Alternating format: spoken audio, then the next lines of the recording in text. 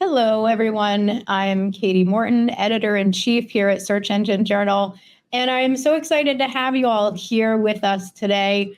We're going to be talking about the new Google AI mode, and with me I have Nick Gallagher, who is the Senior SEO Strategy Director at Conductor, and he's going to give you some actionable guidance and ways to stay competitive on the SERPs.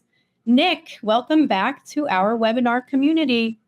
Thank you, Katie. Happy to be here. Excited to talk about some AI mode today. Awesome.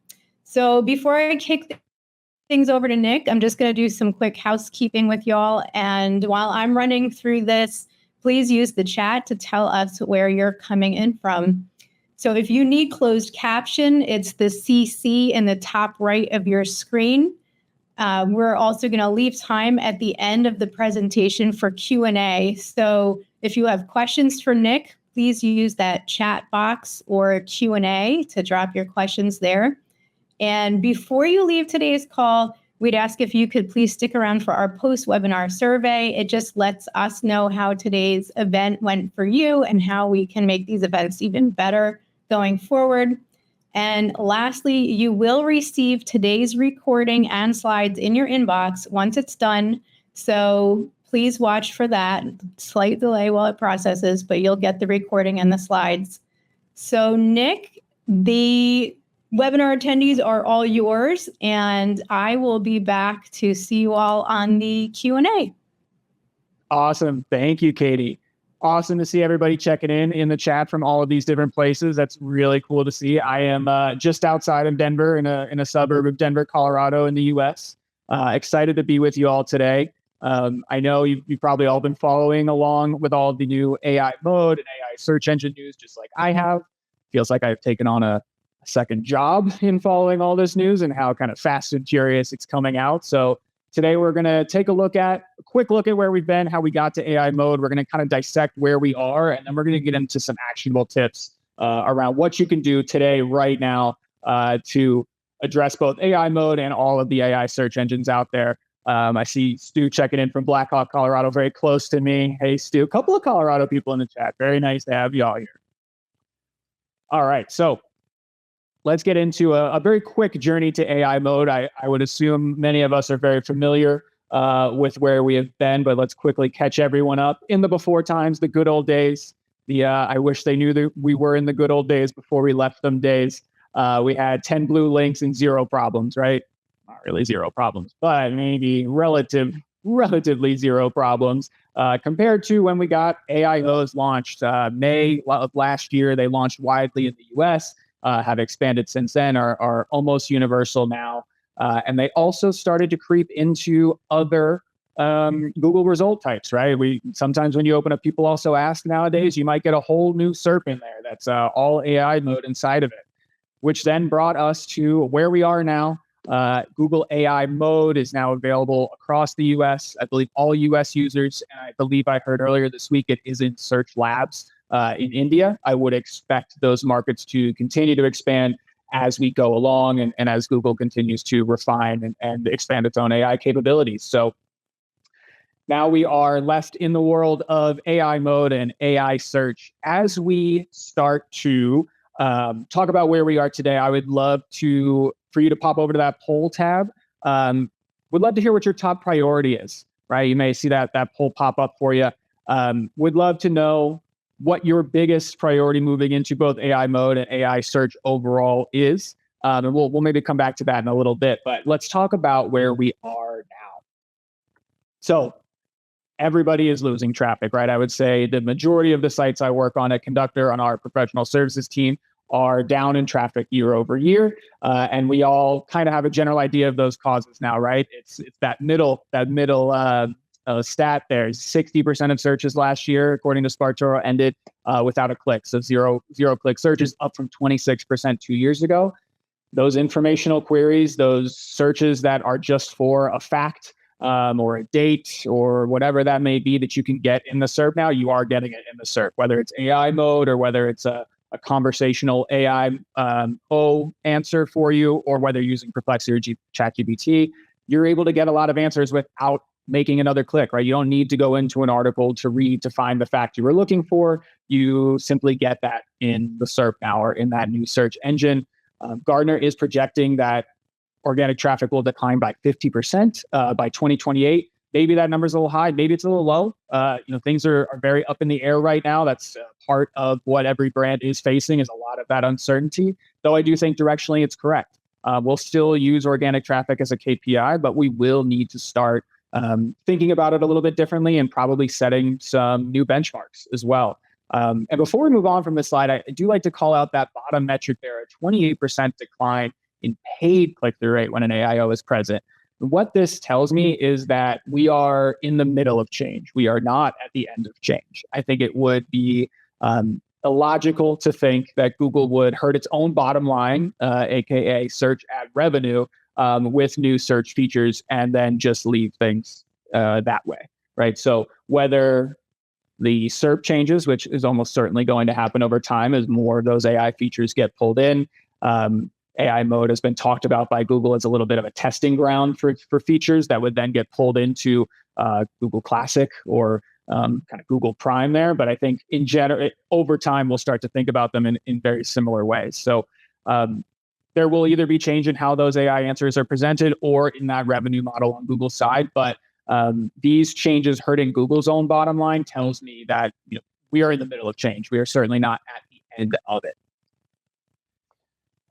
And obviously, even right now, huge differences, right? Like what stands out between traditional search and AI mode? Probably a lot, right? And I think there are three key things that I want to break down. One is what's going in to these AI search engines. What are you typing into AI mode? What then happens kind of underneath? What is AI mode doing with your search? And then what it returns for you back in the answer. So let's kind of break down those three things one by one here. The first, keywords versus prompts. Obviously, huge difference. Keywords are, maybe 5, 6, 7 words maximum. I'm sure there are plenty of searches that are longer than that, but the vast majority are going to be like 2, 3, 4 words, right? That's how you use Google. You boil it down to kind of your main topic that you're looking for, maybe one modifier if you have something specific you're looking for, and then you'll sift through the results.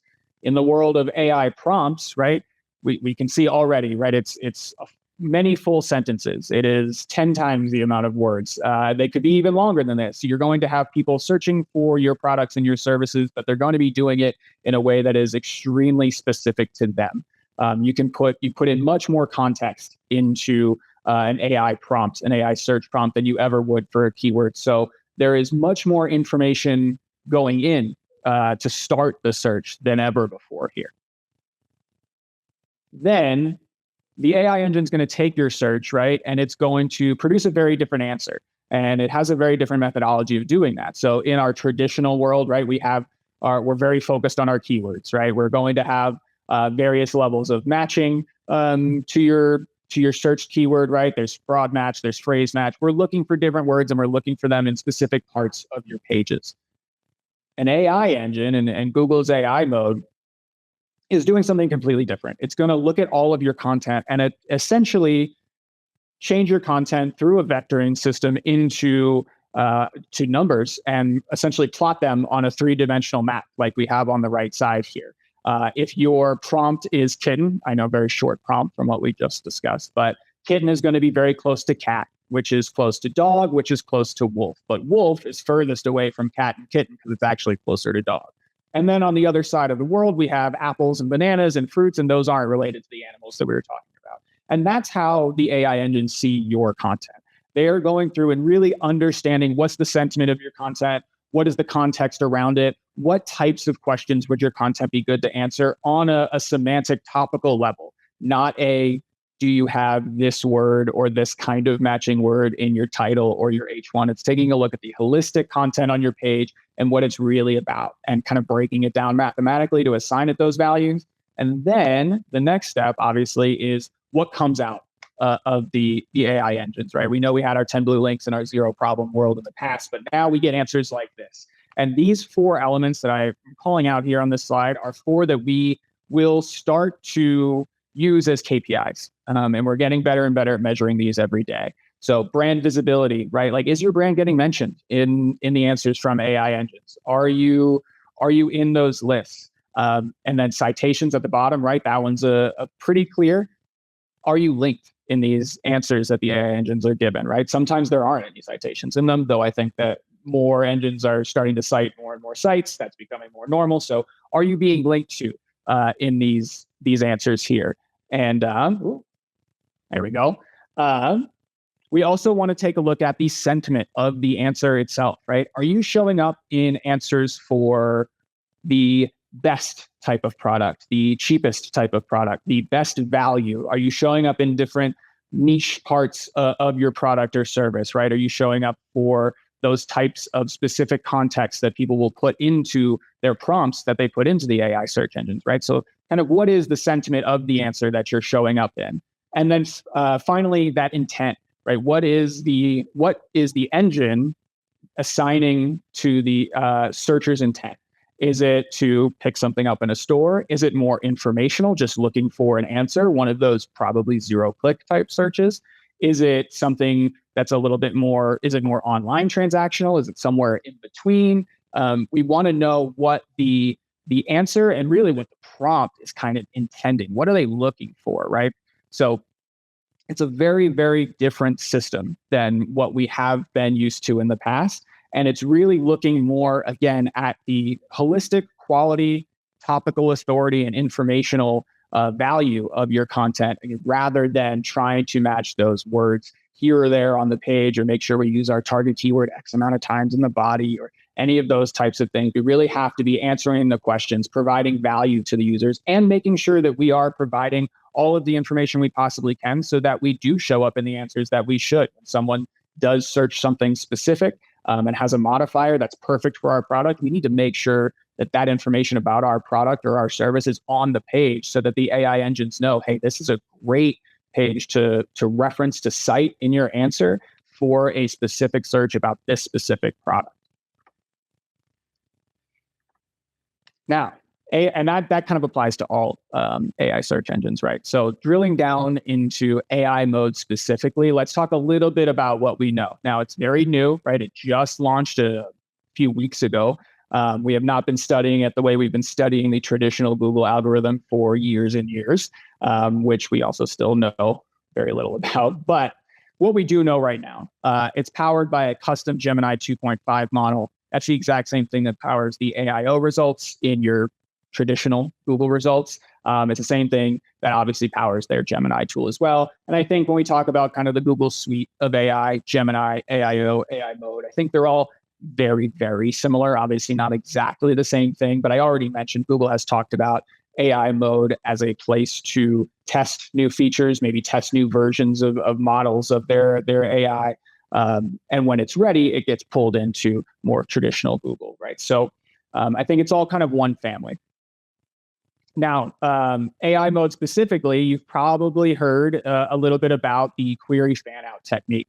Now, underneath that search that you put in, that prompt that you put into AI mode, there is a lot going on. It can get very technical. There's a lot of great technical writing that's been done on query fan out technique. Absolutely go seek that out. What you need to know is essentially when you enter your prompt as one search, there are many, many searches that then AI mode does underneath of that to go fetch many different sources to then synthesize all of those sources and give you your answer in a conversational way, cite a few of the links that it pulled information from, and give the output that we are used to seeing. Now that really, I think is really great. I think obviously there are some kinks to work out along the way as we get into AI search, but the query fan out technique of basically taking my search, taking all the different parameters of my search, and then doing many kind of mini searches underneath to get all of the content that I would then be interested in.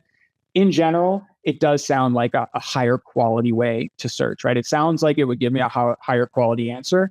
And I think there are times where it doesn't, right? But overall, I've been pretty satisfied with those answers. And I'm able to get very specific with my question and therefore spend less time essentially researching, right? I'm not putting 3 words into the Google search bar and looking through a bunch of results to find the specific thing I'm looking for. I'm putting in the exact thing I'm looking for and usually getting back something very close to, or at least putting me on the right path of where I need to go. So that query fan out technique that you probably have heard a little bit about is something that is going to become more of the norm, right, in these AI models, and something that should make for higher quality answers. Now we need to make sure that we have the high quality content to be in those answers. More on that later. So best of parsing JavaScript. There are some of the other engines, ChatGPT, Perplexity, do have some reported troubles with parsing some content that needs a script to run. AI mode does not have that issue. In general, AI mode should be able to see your content the same way that Google always has, which also leads me to this AI mode is from Google, who has been the name in online search for at least a decade, 2 decades, as the 99%, 98% market share. This is not their first rodeo in search, right? ChatGPT, a lot younger of a company. Perplexity, I believe, even younger, and getting more into the search world from more of an AI world, where Google is already entrenched in the search world and now bringing AI into it. So I think there are some just inherent advantages, right? Obviously, being the leader in the market share right now is going to give you an advantage when there is a kind of seismic big shift in the landscape, which we are going through with AI. And I think that the wider adoption of AI-powered search engines, these LLM-powered search engines, is going to be really driven by Google. I've been kind of thinking, my mom, she does not know what Perplexity is. She may have heard of ChatGPT, but she definitely knows what Google is. So the more Google AI features get folded into traditional Google, the more that adoption of these engines will grow, because more and more people will just be kind of by default exposed to it. So finally, limited availability, like we talked about, available in the US right now. Sounds like India and Search Labs this week. I would expect more markets soon. And the lack of reporting, maybe the biggest problem facing search marketers today, I think, or at least the most frustrating, I would say. And I do want to be clear here. So Google AI mode and AIO traffic are both getting recorded in Google Analytics, your analytics platform, and in Search Console. But there is no way to segment out what portion of clicks, impressions, any data point is coming from an AIO result, an AI mode answer, or traditional Google search. So essentially, no way to report on AI mode itself right now. Unfortunately, I think this is something that will probably be one of the last problems solved for us. I think we'll have some evolution in the AI search itself. What do the results look like? How are the citations specifically presented, right? That's going to be big for us tracking our links when we're cited in those answers.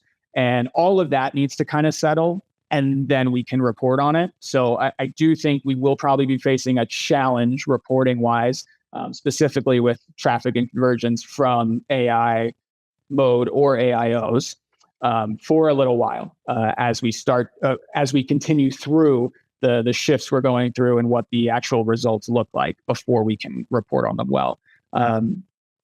And even when AI mode was released in Google AI mode to Google Analytics, right? It's kind of all one family of things. Analytics was recording the traffic from AI mode. I believe it was like direct mobile, all of it. So not organic originally. So there's a lot to figure out as far as the reporting goes. And then going beyond AI mode, I think ChatGPT has done a pretty good job recently of appending UTMs to their links. So you do make sure that it gets into your referral reports. But there have been many cases where using like the ChatGPT app or Perplexity app or any app version of an LLM search engine will many times strip the attribution if there is a link clicked from the app to your site, which then it could come in as direct traffic, it could come in as unassigned. We are still very early in the days. If we're early in the days of AI search, we're even earlier in the days of reporting on it. And hopefully we'll get more segmentation, at least in things like Search Console soon. But for right now, it's tough to assign a direct number to an AIO or AI mode traffic. Which brings us to where we are today and what we can do. So what should we be doing? We know we're going to be a little bit in the dark as far as data goes, at least for right now. These things change daily, weekly, hopefully not for too much longer. But we know we're dealing with a very different type of search. We're dealing with very different types of answers, and we're dealing with very little data coming from the engines themselves. So what can we do? As we get into this, I am also interested, we have another poll here, be interested in how you're using AI today. We will be definitely talking about some different ways to use AI and respond to AI search. So let's talk a little bit more about that, and we'll check in on the poll in a little bit. What's the first thing we have to do? We have to move beyond ranks and our sometimes obsession with where we are ranking 1 through 10 or 11 through 20. Where are our short-term opportunities? Well, where are we ranking 11 through 20? Where are we winning? That's 1 through 10. Still true in the traditional search world, not going to be true in the AI search world, right? We're going to have, I know we're looking at an AIO here, but the results look very similar on that right side. What does it mean to be in position 1 in an AIO? Sometimes those AIO citations change when you hit that show all button, right? What does it mean to be number 1 before show all? What does it mean to be number 1 after show all? I don't know the answer to those questions. I don't even know if there will be a standard number of citations per answer. Probably not. There isn't really a reason to stick to like one hard number in these AI generated results. It will kind of depend on the results, right? If it feels like it could give you 3 links that really answer your question, you'll probably get 3 links.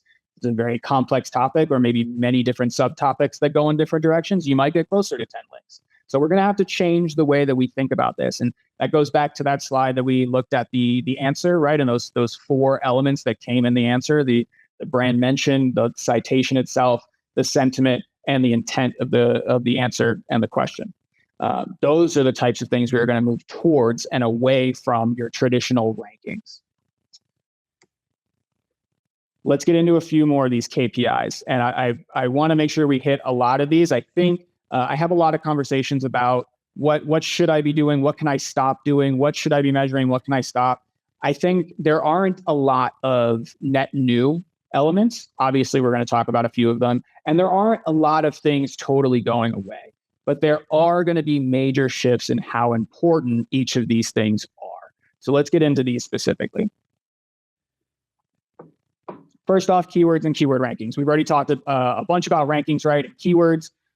We are going to start to leave keywords behind more, not so much in favor of prompts, but kind of rolling up to a topic level, right? Prompts, there's going to be so many, the billions of prompts. Each prompt, I think many prompts will probably have a search volume of 1 ever, because they're going to be so specific to the user. There's only going to be one person who ever typed it in that exact way and got that exact answer. So we can't be reporting the same way we were reporting on exact keywords, right? We have to think about things more on a topic level. And how is your content related to the topic overall, not how good is your topic optimized for this one specific keyword. Search volume, I think, is one of the more interesting ones at this point in time. There is no good search volume metric. There is no topical level or prompt level search volume metric that, at least that I know of, that's any type of reliable, right? This is all so new. So one thing I am still using more from the kind of old search world is that search volume, maybe taking a few keywords to represent a topic and try to get a little bit of a topic level look at that search volume. And it can at least provide an apples to apples comparison between another topic. So you can see the potential opportunity that's out there, the potential popularity of that topic. I am sure as we go into the AI search world more and more, we will start to get some type of search volume metric that's relatively reliable. I think it will probably be on that topic level. Again, the prompt level is probably too refined for a search volume metric. But for right now, search volume is still one that I will kind of marry in with some of the AI specific data, some of the like brand mentions and citations from AI mode, from Perplexity, to give a little bit more context until we have something a little better there.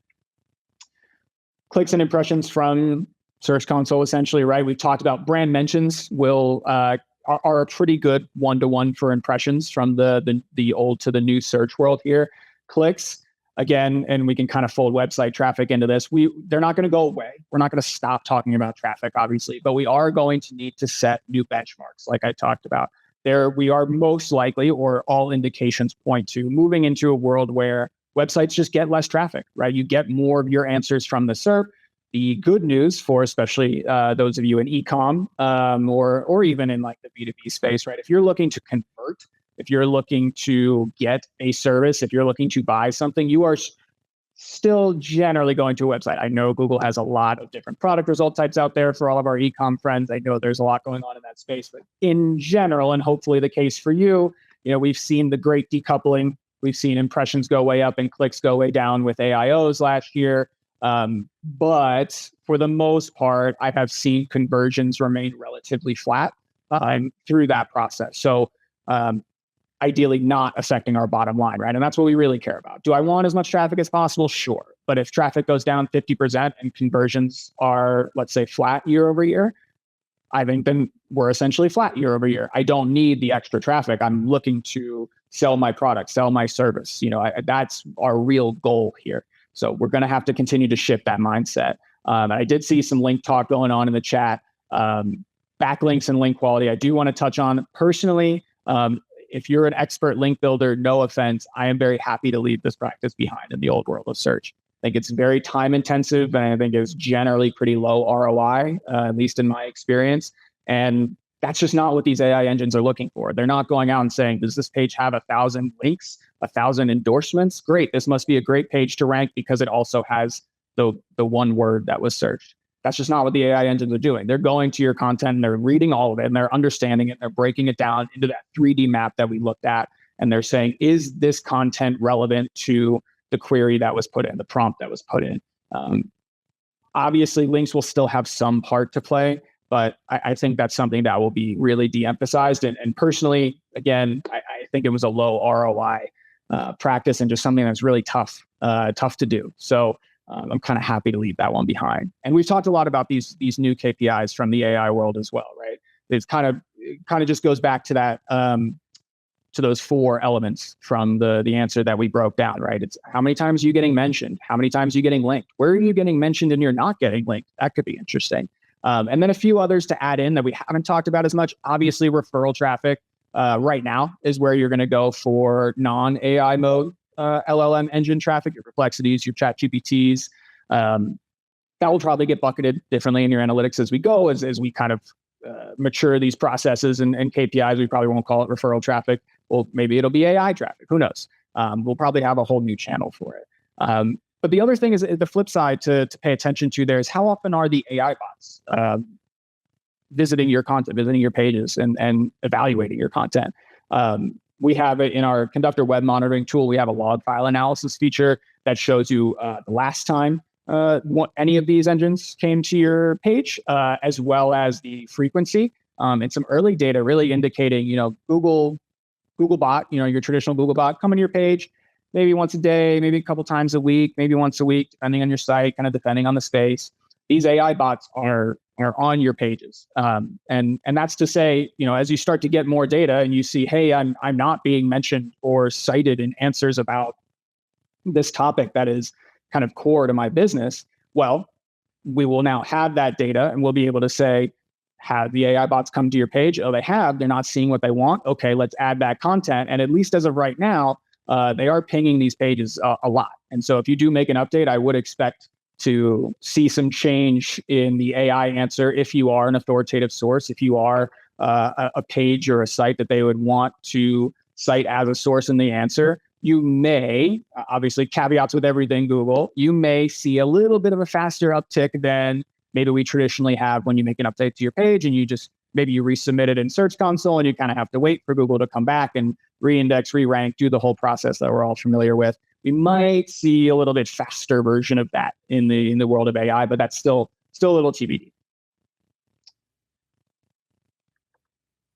Talking about page optimization specifically, so we've talked about KPIs. What about the things we're actually doing to a page? Now, if I'm being totally honest, right now, we're going to kind of have to live in both worlds. A little bit of traditional search, a little bit of AI search as more and more adoption of the LLM-based engines grows. So when I'm optimizing a page, I'm probably going to do everything I would in the old world and everything I would in the new world because they do work together very well. Again, we're dealing with more emphasis and less emphasis on things that already existed, not so much anything net new as far as your content creation and content optimization goes. You should have always been trying to create good authoritative content, right? So things that have been de-emphasized, your titles and descriptions, right? Your your target keyword's not going to get bolded in your meta description anymore because there won't be a meta description. So that won't really help to improve your click-through rates anymore. Obviously, that's the type of thing that'll need to change.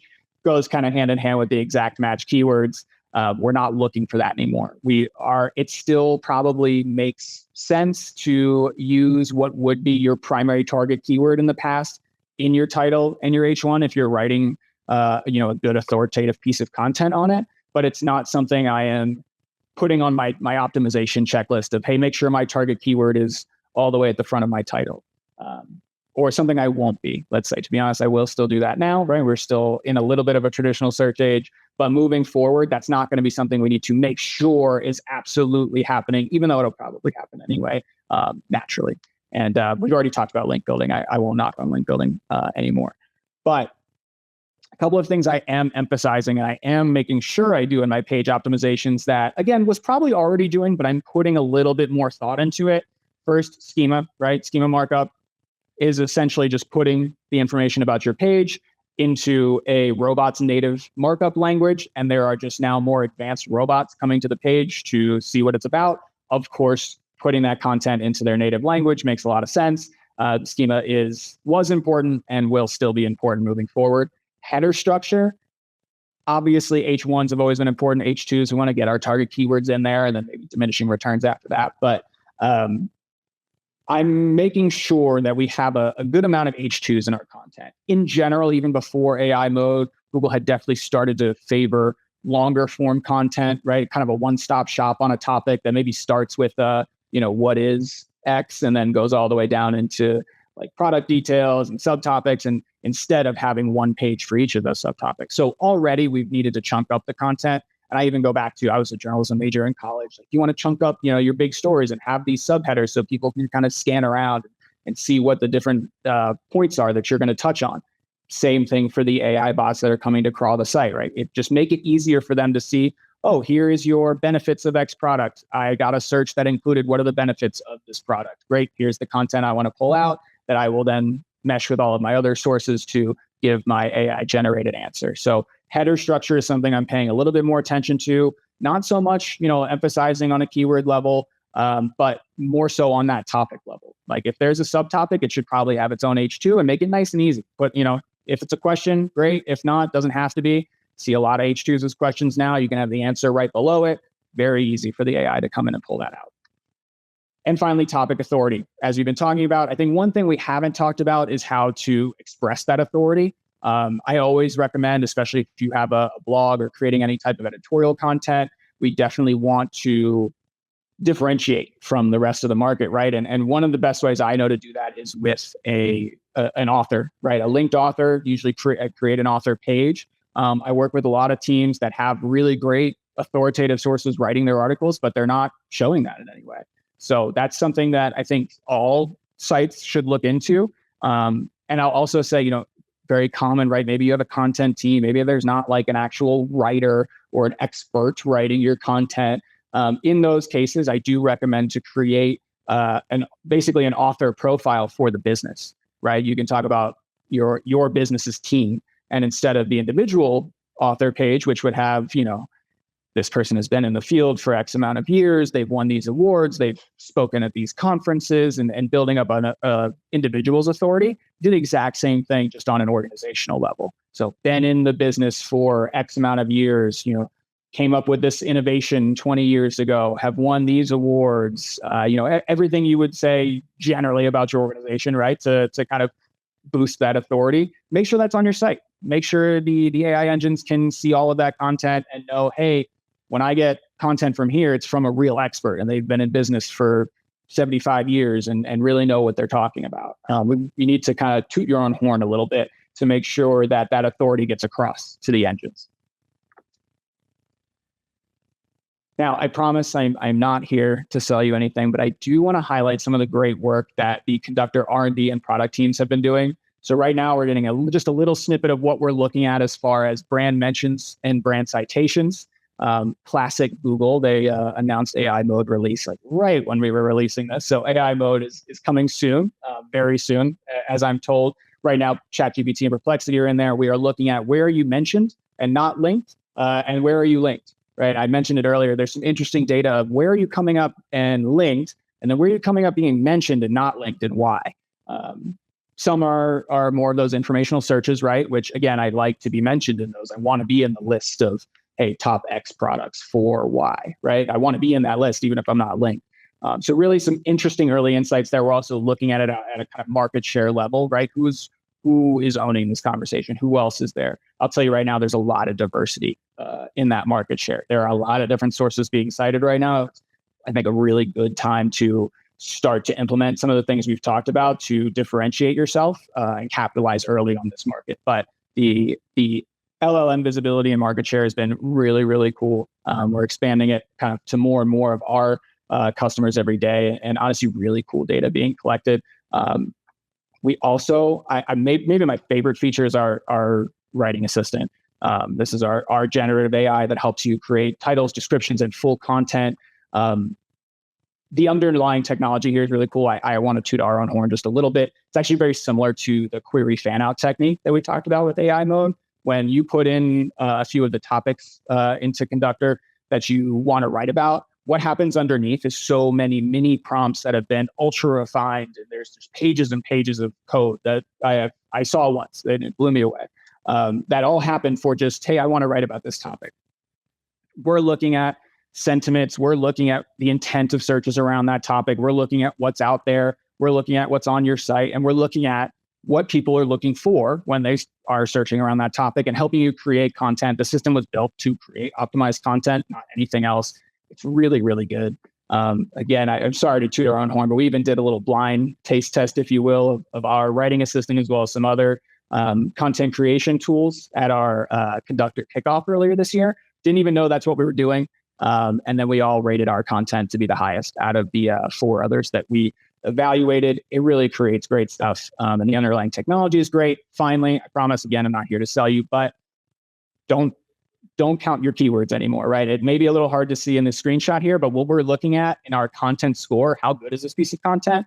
Is it matching the intent? Is it matching what people are looking for? And do you have the topical coverage? Are you talking about all of the subtopics in here? So all of that is just built into our writing assistant now. And it's just really been leaps and bounds with some improvements in the last couple of months.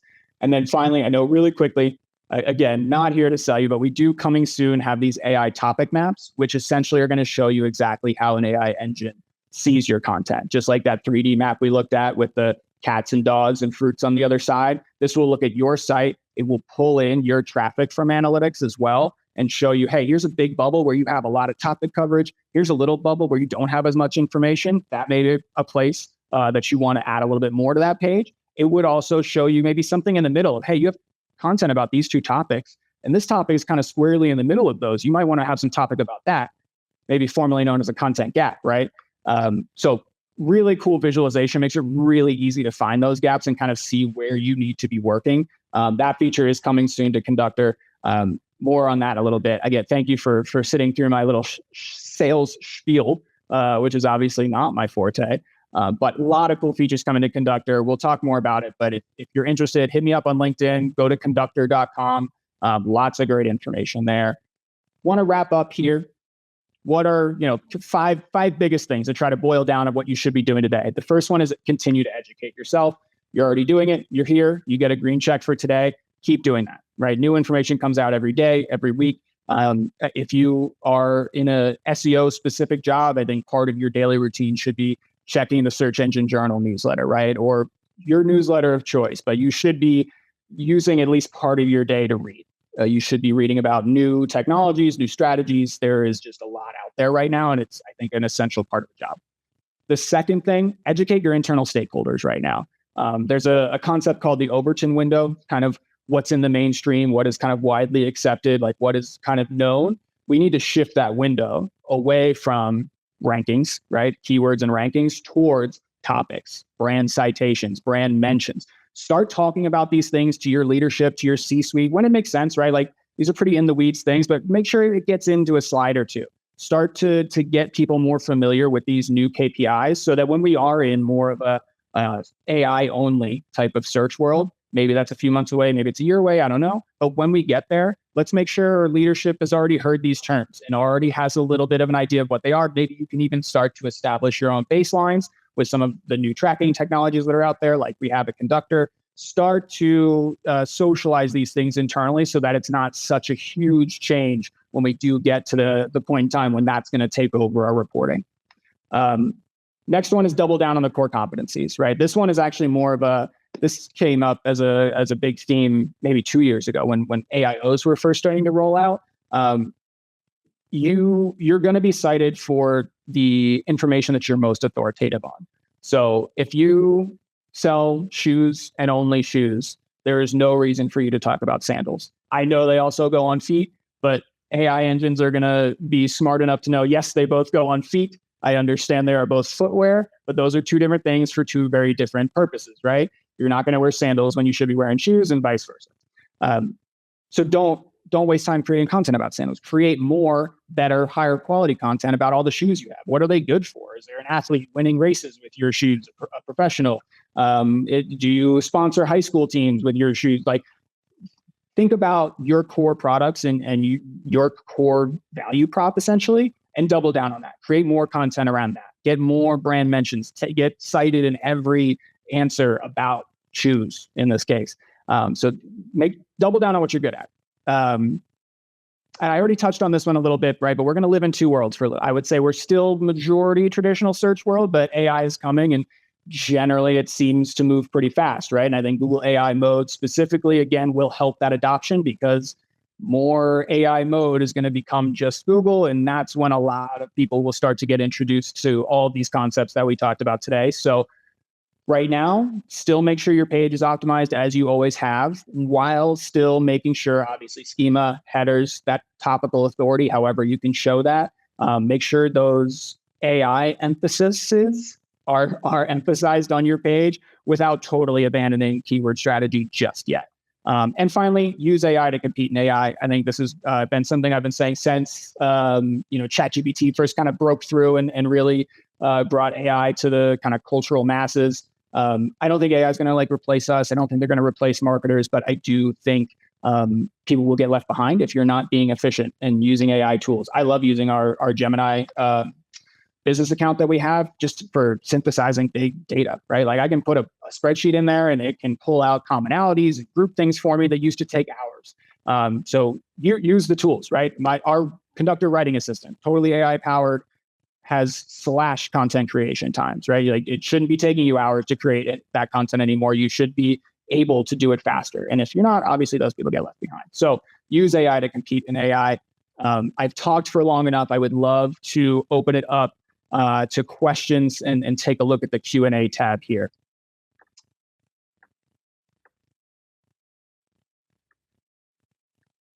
Let's see.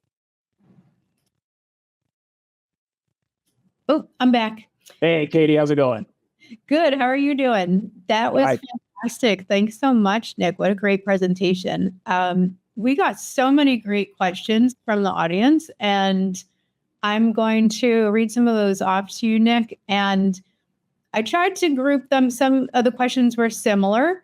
So we're going to start on a couple of questions about tracking. So Marcus Fields asked, how do we measure conversions derived from AIO/AI mode?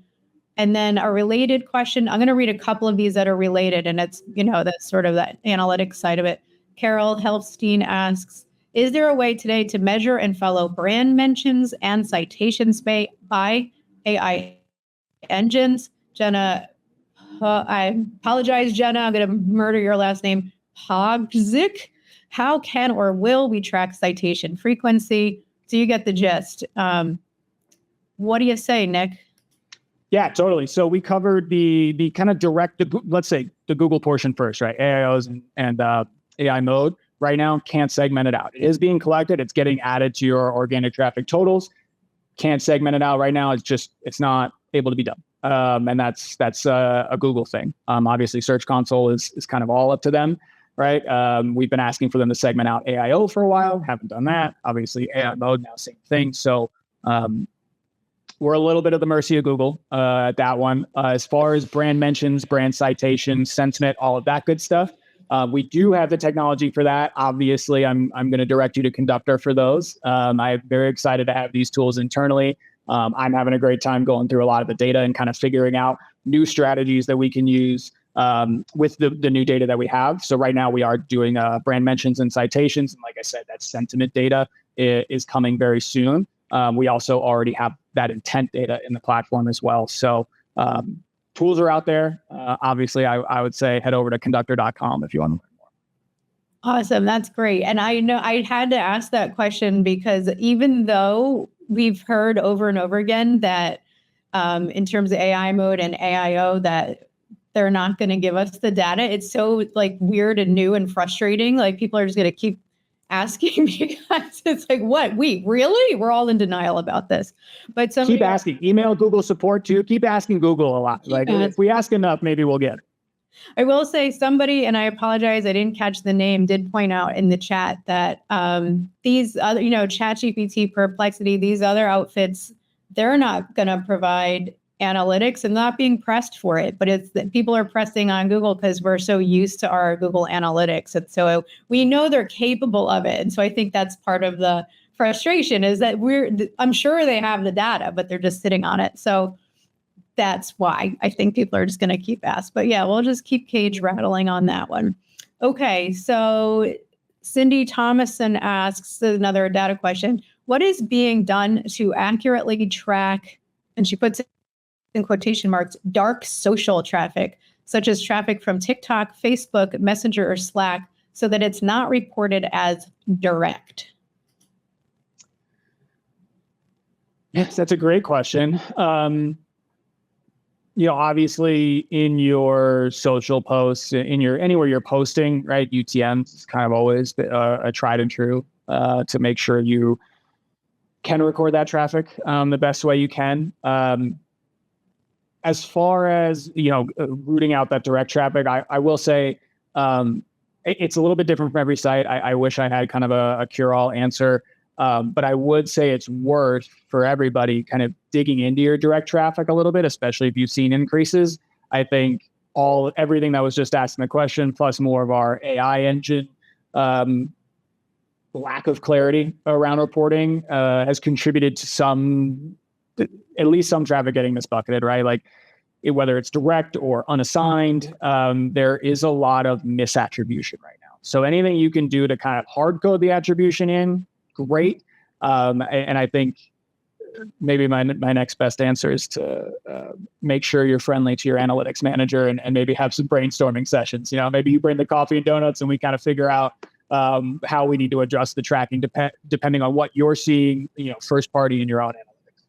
Yeah, I think that's really helpful to just remember it's old school UTMs and right. So it is what it is. It's one of those things. Okay, let's move on to, we got a couple of questions around e-commerce.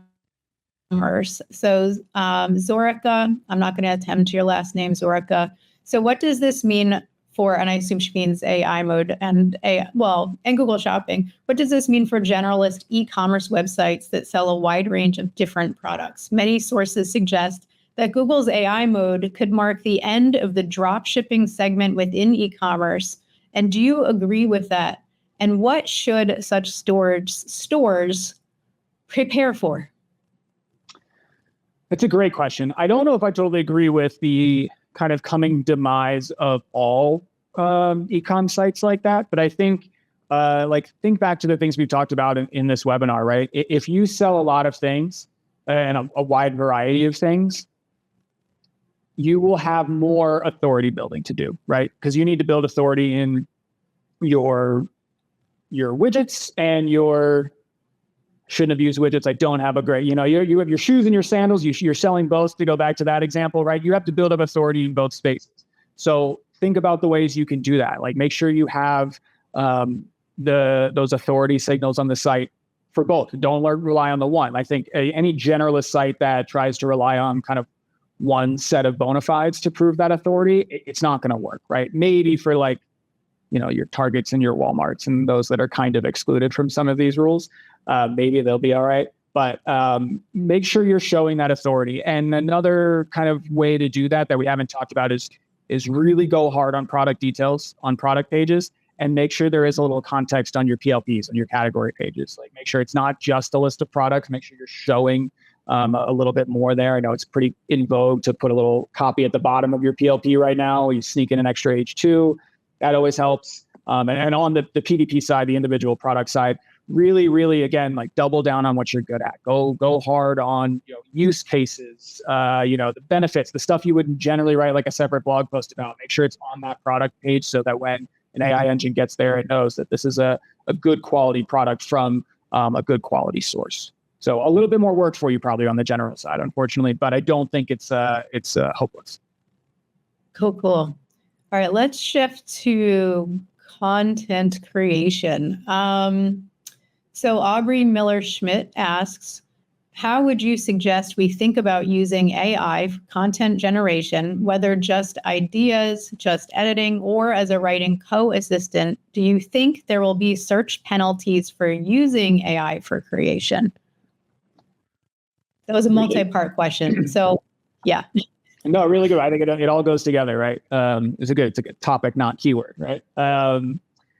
As far as how to use it, I would say even with my obviously preferred Conductor writing assistant, I'm not going to create something and then just publish it without reading it.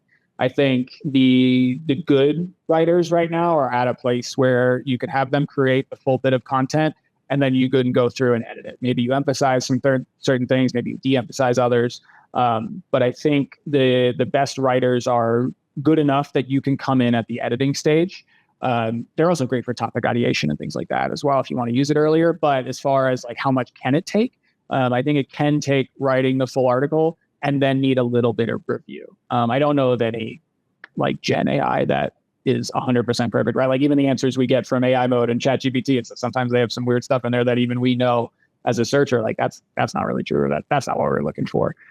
So overall, definitely review anything that's written by AI.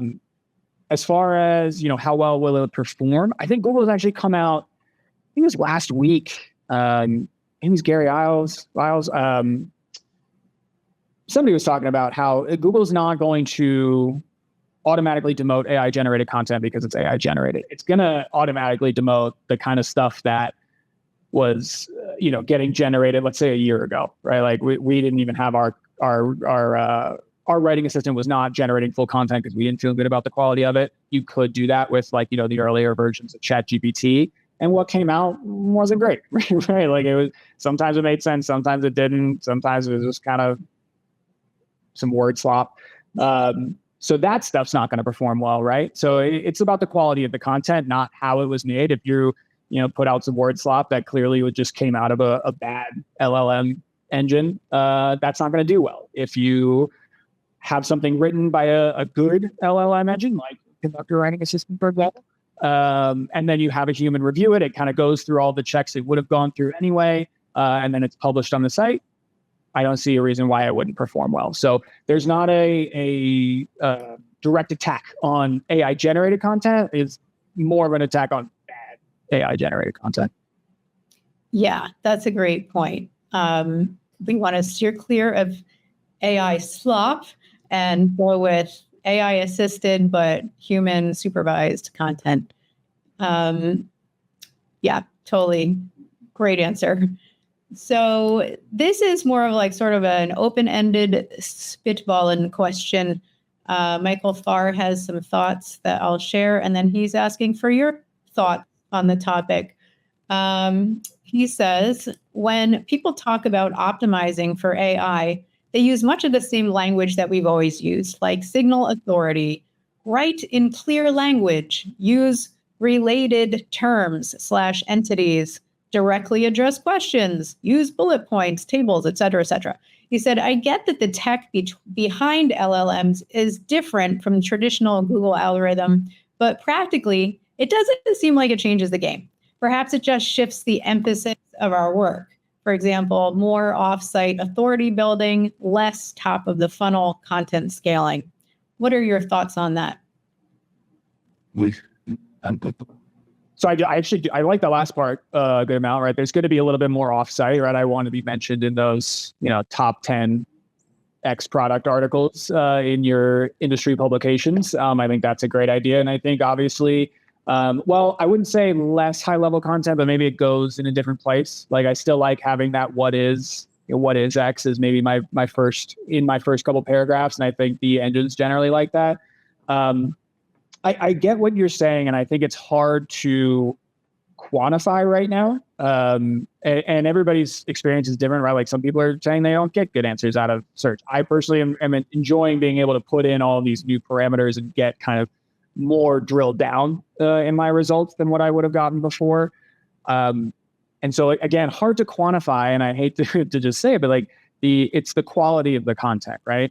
And it's the quality of the source. So like if I published a really well keyword optimized article about, almost anything, right? Like I could have a decent chance at ranking, like if I just had a blog, and now that's going to go away, right? Like kind of getting back to my shoes and sandals, right? Those are pretty similar. I think sites that have shoes or have sandals could have ranked for sandal and shoe terms in the past. And maybe still do now, but as those AI engines get better, if you're mentioning sandals in your prompt, they're going to take you to the sandal site. They're not going to take you to the shoe site, and vice versa. It really is kind of I guess it is incremental, but it's the systems getting smarter and taking you to those better, more authoritative sources, which is why that's important for us to show to those engines. At the end of the day, like I hear you, but I do think the shift is a little bit more tangible, at least to me right now. And at the very least, it's directional. I think it is where we're going. So maybe it's not in your industry. And to be fair, different industries are going to be impacted very different ways and at different times through this transition. But I think ultimately, where we're going, the way that the machines understand the content now is just so much more advanced from that keyword matching system that I hate to be a broken record, but that quality and that authoritativeness is so much more emphasized. Yes, we've always said to do it, and maybe it didn't have as big of impact in traditional search. I do think it will have the impact now that the machines can understand those signals at a much higher level. Awesome. All right, you guys, we're almost at the top of the hour, so I think that we should leave it here, but I just wanted to give you, Nick, an opportunity in case you had any closing thoughts or anything you want to add? I don't think so. It's been great. I really appreciate everybody. I saw the chat was going the whole time. The questions have been great at the end. Really appreciate your time and attention. Please do reach out on LinkedIn. I think my picture is like the same one that's on the cover slide of this deck that you'll all get. It'll have my Conductor, credentials under there. And I do encourage you, if you're interested in any of the tools we saw, head to conductor.com. Tons of great information there. You can also just hit me up on LinkedIn. I'll get you all the information you need. But really, thank you. Today was great. I had a really fun time. Awesome. Thank you, Nick. So did I. And thanks, everybody. Thank you so much for joining us. And we'll see you all soon.